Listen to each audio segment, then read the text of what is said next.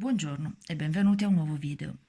Oggi vedremo insieme come realizzare la ripresa delle maglie dal bordo di uno scollo. Per farlo utilizzeremo Sira, un filato di Borgo de Pazzi.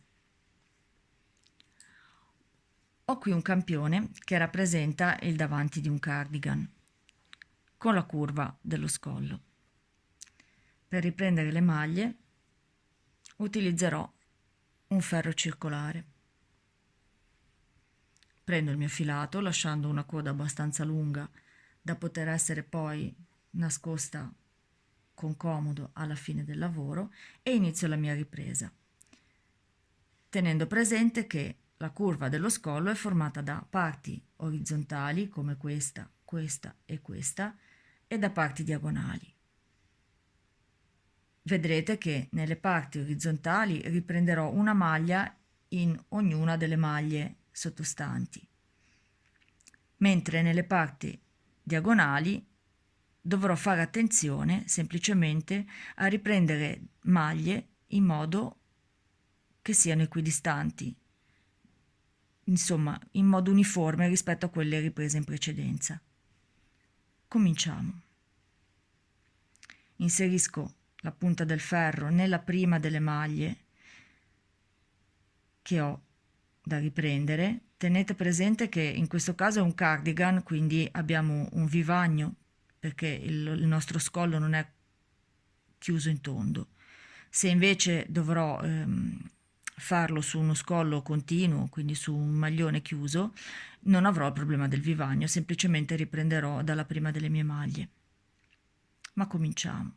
Mi inserisco immediatamente sotto il margine nella prima maglia, getto il filo sulla punta del ferro, con l'indice blocco il filo in modo da poterlo estrarre comodamente ed estraggo la mia prima maglia. Faccio lo stesso nella seconda e nella successiva. Se trovate difficile fare questo lavoro semplicemente con il ferro, potete trovare utile un uncinetto. Semplicemente inserite l'uncinetto sotto il bordo nella prima maglia,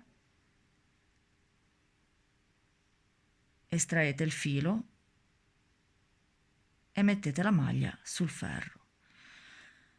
Io non lo uso perché trovo più comodo avere un solo attrezzo, quindi continuo sulla mia sezione orizzontale, poi incontro un buchino dove riprendo una maglia che, se sarà di troppo, potrò sempre diminuire durante il primo giro del mio bordo.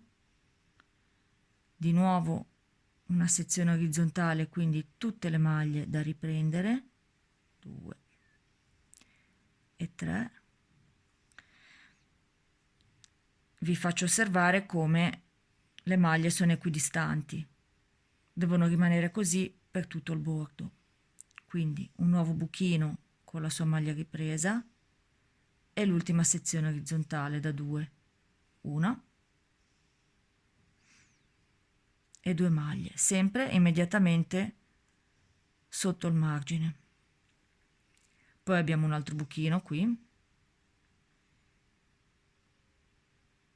riprendo una maglia e poi inizia la sezione diagonale. Riprendo una maglia equidistante rispetto alle precedenti, poi ho il buchino e riprendo,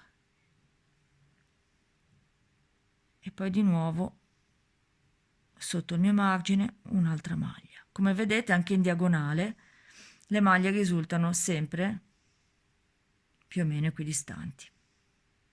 Un nuovo buchino, un'altra maglia, forse, eccola qua, poi di nuovo nel buco e nella maglia successiva. Ancora un buchino e poi qui ho una sezione verticale dove riprendo, come ho spiegato nel video precedente sulla ripresa delle maglie in verticale, 3 maglie ogni 4, quindi la prima, la seconda, la terza, salto alla quarta e riprendo l'ultima dal mio bordo scollo. Per farvi vedere come risulta la ripresa finita, mi porto sul cavo e da qui potete vedere che le maglie sono riprese uniformemente. Tenete presente che molti modelli riportano il numero esatto di maglie da riprendere. In molti casi non è così, dovrete utilizzare questo metodo per vedere da voi quante maglie riprendere. E nel caso che il numero di maglie non corrispondesse al pattern poi del vostro bordo, per esempio perché è un numero dispari mentre dovete eseguire un bordo a coste che richiede un numero di maglie pari, semplicemente potrete pareggiarlo diminuendo l'ultima maglia nel corso del primo ferro o giro del vostro bordo. Anche per oggi è tutto, grazie e alla prossima.